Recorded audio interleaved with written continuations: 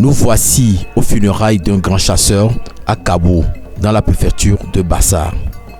Dans un tel contexte, sous l'auspice d'un étranger, sans explication, il se croirait uniquement dans une ambiance festive, car hommes, femmes et jeunes chantent et dansent en chœur sur le son des instruments traditionnels.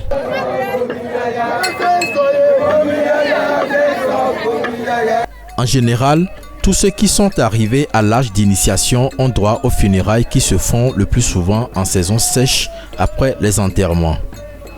Comme en témoignent les obsèques d'un illustre disparu qui a pratiqué la chasse de son vivant. Dans telle ambiance, au-delà des chants scandés par les griots et des danses exécutées par les invités, deux faits ont retenu notre attention lors de cette cérémonie.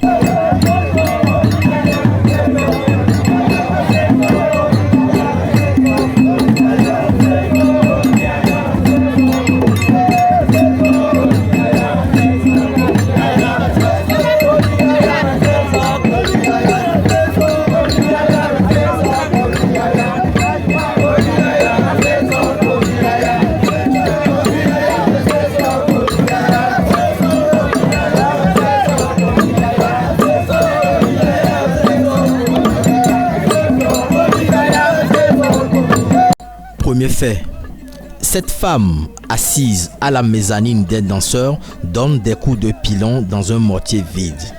Cette simulation symbolise que lors des parties de chasse, le rôle de la femme était de cuisiner aux chasseurs.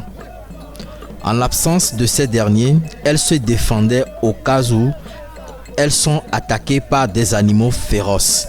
Selon l'histoire, il y avait des femmes qui tuaient des lions.